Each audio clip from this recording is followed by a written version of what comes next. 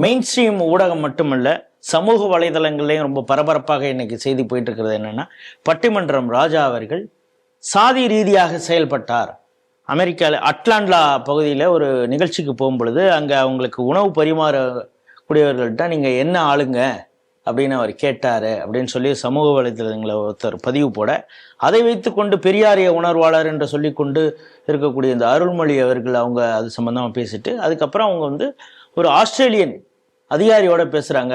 உங்கள் நாட்டுக்கு யாராவது இனிமேல் வந்தாங்கன்னா நீங்கள் ஒரு ப்ரொஃபார்மா கொடுக்குறீங்க, அதில் 13 விஷயங்களை கேள்வி கேட்குறீங்க, இனிமேல் ஜாதியை தீண்டாமை செய்கிறார்களா, அவங்கள அதை ப்ராக்டிஸ் பண்ணுறாங்களான்னு ஒரு கேள்வியை நீங்கள் கேளுங்க, அப்போ தான் இது போன்ற பிரச்சனை வராது அப்படிங்கிற ஒரு வீடியோ பதிவும் போட்டிருக்காரு. அந்த வீடியோவில் ஓவியா இருக்காங்க, ராசா ஆண்டிமுத்து ராசா இருக்கிறார். இந்த செய்தியை நீங்களும் பார்த்துருப்பீங்க, சொல்லுங்கள். இல்லை, எனக்கு ஒன்றுமே புரியலைங்க. ஏன்னா இந்த ராசாவும் அந்த ராசாவும் ஒரே பக்கத்தில் தான் இருக்காங்க, மாற்றுக்கிறதே கிடையாது. ஏன்னா இந்த ராசா சன் டிவியில் இருக்கிறாரு, அந்த ராசா சன் டிவி ஃபேமிலின்ற கட்சியில் இருக்கிறாரு, அவ்வளோதான் வித்தியாசம். ஏன் இது வந்ததே எனக்கு தெரியல. ஆனால் ஒன்று தெரியுது, தமிழ்நாட்டில் யாரையாவது ஓய்க்கணும்னு நினச்சா அவர் மேலே ஒரு ஜாதி புகார் கொடுத்து விட்டால் போதும்னு புரியுது. என்னை பொறுத்தளவில் பட்டிமன்ற ராஜா நானும் பல இடத்துல பார்க்குறேன், பல பட்டிமன்றங்களில் பார்க்குறேன். நேரில் அவர் ஜாதி பாராட்டுவாரா இல்லையா என்று எனக்கு தெரியாது. ஆனால் அவருடைய பேச்சுக்களில் என்றைக்குமே எந்த ஜாதியும் உயர்த்தியோ தாழ்த்தியோ வந்ததே கிடையாது. அதை நான் உறுதியாக சொல்ல முடியும். ரெண்டாவது, ஓரளவு சமூக பார்வையோடு பேசக்கூடிய ஒரு சிந்தனை அவர்களுக்கு உண்டு என்பதில் எனக்கு மாற்றுக்கருத்து கிடையாது. என்ன பேசுகிற இடம் சன் டிவிங்கிறதுனால ஏற்கனவே சொன்ன மாதிரி இந்த சால்மன் பாப்பையா இப்போ திருப்பரங்குன்றத்துக்கு ஓளறின மாதிரி இதே ராஜாஜி பேங்க்ல நம்ம இது வந்து எஸ்ஐஆர் பத்தி ஃபைல் பண்ண முடியலன்னு சொன்னாரு. டிமானிட்டைசேஷன், ஜிஎஸ்டி இதெல்லாம் பண்ணுவாங்க. இந்த குட்டி குட்டி குட்டி சேட்டைகள் சன் டிவிக்காக பண்ணுவார்களே தவிர மற்றபடி சமூகத்தை பிளவுபடுத்தக்கூடிய கருத்துக்கள் அவங்க பேசினதா நான் பார்த்ததில்லைங்க. அதை அட் த அவுட்செட் நான் சொல்லிடுறேன். ஆனால் அவர் மேலே ஏன் இப்போ குற்றச்சாட்டு வந்தது அப்படின்னா, இது நிரூபிக்கப்பட முடியாத குற்றச்சாட்டு. ஏன்னா தனிப்பட்ட முறையில் சாப்பாட்டு அறையில் தனக்கு சாப்பாட்டு கொண்டு வந்தவர்கள்ட்ட அவர் கேட்டாரும் கூட அதுக்காக சாப்பிடாம இருப்பாங்களாலாம் எனக்கு தெரியாது. சாப்பிடுவார். அது பற்றி அவர் விளக்க வீடியோவும் கொடுத்துட்டாரு. நான் பண்ணதில்லைன்னு சொல்லியிருக்காரு. நான் என்ன நினைக்கிறேன், அந்த விளக்க வீடியோவில் அவர் என்ன சொல்லியிருக்கிறாரோ அதைத்தான் நாம் ஏற்றுக்கொள்ள வேண்டும். ஏன்னா அந்த ஃபேஸ் வேல்யூன்னு ஒருத்தருக்கு இருக்கு, அதில் வந்து அவர் சொல்றார், அதை ஏற்றுக்கலாம். அப்போ இவர் மீது ஏன் இந்த குற்றச்சாட்டு வைக்கப்பட்டது, அதுதான் எனக்கு புரியல. என்ன காரணம்? இந்த நேரத்தில் பெரியாரிஸ்ட் எல்லாம் அவரை விழுந்து விழுந்து கடிக்க வேண்டிய அவசியம் எங்கேருந்து வந்தது எனக்கு அப்போ புரியலை. அப்போ உள்ளுக்குள் ஏதாவது நடந்திருக்கிறதா அப்படிங்கிற ஒரு சின்ன, அதாவது கொஞ்சமாவது அந்த பக்கம் இந்த பக்கம் தன் லைனை விட்டு யாராவது போனால் அவங்கள கடிச்சு குதறக்கூடிய ஒரு இடத்துல தான் இன்றைய நக்சல்களோ, இன்றைய இஸ்லாமியர்களோ, இன்றைய திக்காக்காரர்களோ. நான் இதோட சேர்த்து பார்க்க, நீங்கள் ஏற்கனவே சாலமன் பாப்பையா குறித்து பேசியது ரொம்ப பேலன்ஸ்டாக நீங்கள் பேசுனீங்கன்னு பல நேயர்களே அதில் கமெண்ட் போட்டிருந்தாங்க. ஏன்னா உங்களுடைய பார்வை தான் சரியான பார்வைன்னு. அதே சாலமன் பாப்பையா அடுத்த வாரம் சொல்கிறார், மதுரை என்றால் அதன் முகம் வந்து மீனாட்சி தான் அப்படின்னு சொல்ற அந்த விஷயத்தையும் பார்க்குறோம். அதோடு சேர்த்து பட்டிமன்ற ராஜாவையும் இவங்க பிராண்டும் பொழுது நமக்கு அந்த சந்தேகம் ஏதோ வருதோ. இல்லை, அதாவதுங்க நீங்கள் ஒன்றுமே கிடையாதுங்க. சில ஒரு சமுதாயத்தில் நல்ல கருத்துக்கள் சொல்லக்கூடியவர்கள் மீது டார்கெட் செய்யப்படுகிறதா அப்படிங்கிற ஒரு சந்தேகம் வருது. அதாவது தவறுங்கிறது எல்லாருக்குமே இயல்பாக வருதுங்க. நீங்கள் சொன்ன மாதிரி இதே சால்மன் பாப்பையா என்னுடைய இதை நான் சொல்லியிருந்தேன், இதே இடத்துல தான் பதிவு பண்ணியிருந்தேன். அவரும் சொல்லுகிறார், மதுரை மீனாட்சி அம்மன்ங்கிறது அந்த மண்ணை மதிக்கக்கூடிய மாண்பு இருந்து கொண்டு இருக்கிறது, அதில் மாற்றுக்கிறதே கிடையாது. அப்போது பல்வேறு, அதாவது ஃபுட் டைவர்சிட்டி கூட இந்தியாவில் இருக்கிற மாதிரி தமிழ்நாட்டில் இருக்கிற மாதிரி ஃபுட் டைவர்சிட்டி உலகத்தில் கிடையாது. India is known for it's food diversity. அப்போது ஒரு இடத்துல போய் அதில் தமிழ்நாட்டு சாப்பாடுங்கும் போது கேட்குறதுலாம் இயல்பாக தான் இருக்கும். ஈவன் நான் பழைய இடத்துல கூட ஜாதி கேட்பவர்களெல்லாம் ஜாதி வெறியர்கள் என்பதை கூட நான் ஒத்துக்கொள்ள மாட்டேன்.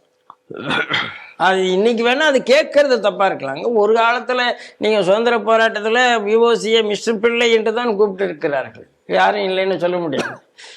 எனக்கு தெரிஞ்சு தான்லிங்க நாடார் தான் எங்கள் சங்கத்தினுடைய சங்கச்சாலக்கார் இருந்தார். ரங்கசாமி தேவர் தான் முக்கிய தேவர்னு தான் எல்லாரும். இப்ப இவங்க இப்ப முட்டு கொடுத்தாங்க ஜிடி நாயுடுன்னு பேர் வச்சப்பொழுது நாயுடு என்பது அவருடைய ஜாதியை குறித்தது இல்ல, அதையும் தாண்டி நம்ம அவரை பார்க்கணும் அப்படின்லாம் பேசினாங்க சார். தமிழ்நாட்டில் இவராகவே ஒரு காலத்துல ராமசாமி நாயக்கர் தானேங்க, நீங்க வேணா சொல்லிக்கலாம். அதனால இந்த ஜாதிங்கிறது கேட்டதனுடைய நோக்கம் தவறாக இருந்தால் மட்டும்தான் அது குற்றமாக இருக்க முடியுமே தவிர இயல்பா, அதாவது சில ஆள், இப்போ நான் ஒரு வீட்டுக்கு போயிருந்தேன், அந்த வீட்டில் சாப்பிட்ட உடனே உங்களுக்கு எந்த ஊருன்னு கேட்டாங்க. நான் என் ஊர் பேரை சொன்னேன். ஊர் பேரை சொன்ன உடனே எந்த தெருன்னு கேட்டாங்க. என் தெரு பேர் சொன்னா என் ஜாதி பேர் தெரிஞ்சிடும். கிராமத்துல தெரு பேர் சொன்னா ஜாதி பேர் தெரிஞ்சிடும். ஏன்னா பழைய இடத்துல தெரு பேரே, இது கொங்குமார் தெரு, இது நாடார் தெரு, இது செட்டியார் தெரு, இது பிள்ளைவாழ் தெரு, அப்படியே தெரு பேரே இருக்கு. இன்னைக்கு அப்படித்தான் சொல்லுவார்கள். அப்ப அவங்க தெரு என்னன்னு சொன்னா அவங்க சொல்லிடுவாங்க. இன்னைக்கு நீங்க நிறைய மறைச்சிருக்கீங்க. அதனால இயல்பான ஒரு விஷயத்தை என்ன காரணத்துக்காக இவர்கள் கேட்டாருன்னு புரியல. இப்போ அருள்மொழியோட அந்த வீடியோல அவங்க சொல்றாங்க, ஆஸ்திரேலியன் நீங்க இனிமே அந்த இமிகிரேஷன் ஃபார்ம்ல 13 கேள்வி கேட்குறீங்க, அதுல டூ யூ பிராக்டிஸ் அன்டச்சபிலிட்டின்னு கேட்க வேண்டும் என்று கேட்குறாங்க. என்ன அசிங்கமா இருக்குன்னு சொல்றேன். அவங்ககிட்ட அந்த சிந்தனையே இல்லாம இருக்கிற இடத்துல நீ தான் பாடப்புஸ்தகம் எல்லாம் அச்சடிச்சு வச்சிருக்க. Untouchability is crime, untouchability is sin, untouchability against human இல்லாம அடிச்சு வச்சிருக்க. என்னன்னா அதை பார்த்த உடனே தான் அதுனா என்னன்னு கேட்கறான். இதை போய் இந்த புத்திசாலித்தனத்தை அங்க போய் ஏன் திணிக்கிறீங்க? ரெண்டாவது நான் கேட்கிறேன், untouchable do you practise religious phobia அப்படின்னு கேட்க வேண்டியதானே? ஏன்னா இன்னைக்கு இந்தியாவில இருந்து போயிருக்கிற இந்த கனடால இருக்கிற ஒரு பெரிய குரூப் அகைன்ஸ்ட் ஹிந்து தான் வேலை பார்த்துட்டு இருக்கு. இந்த திருமணவன் காந்தி மாதிரி, இந்த வைகோ மாதிரி, இந்த பலர் அங்க இருந்து கொண்டு இந்தியாவுக்கு எதிராக, இந்துக்களுக்கு எதிராக வேலை பார்த்து கொண்டு இருக்கிறார்கள். அப்போ நான் இங்க இஸ்லாமியா போஃபியான்னு ஒரு பொய் சொல்லி கொண்டு இருக்கிறீர்கள். டூ யூ பிராக்டிஸ் ரிலிஜியஸ் போஃபியா அல்லது ஹிந்து போஃபியா, ஏதோ ஒன்று கேளுங்களேன். அதையும் கேட்கிறேன். இந்த நாட்டுக்குள்ள வரும்போது டூ யூ பிராக்டிஸ் ஹிந்து போஃபியா, ஆம் அப்படின்னா இந்தியாவுக்குள்ள விடாதீங்க, அவ்வளவுதான். அதை நான் கேட்பேன்ல. இந்த மாதிரிலாம் உலகத்துல கேள்வி கேட்கணும்னு போய் இந்த இடத்துல போய் அருள்மொழி உட்கார்ந்து கொண்டு, ஓவியா உட்கார்ந்து கொண்டு, சல்மா உட்கார்ந்து கொண்டு, ஆராசா உட்கார்ந்து கொண்டு, என்னங்க நீங்க பண்றீங்க? என்ன பண்றீங்க? அப்போ அதான் இந்தியா சமூகம் கடந்து ஆராசா தான் போனாரு. இந்தியாவில் உள்ள ஜாதி இப்ப அமெரிக்காவுக்கு போய்விட்டது, வெளிநாடுகளுக்கு போய்விட்டதுன்னா ஆராசா ஒரு இடத்துல பேசிட்டு இருந்தாரு. அதனால சார் ஒன்ன புரிஞ்சுக்கணும் சார், நீங்களே இன்னும் ஜாதியை ஒழிக்கல.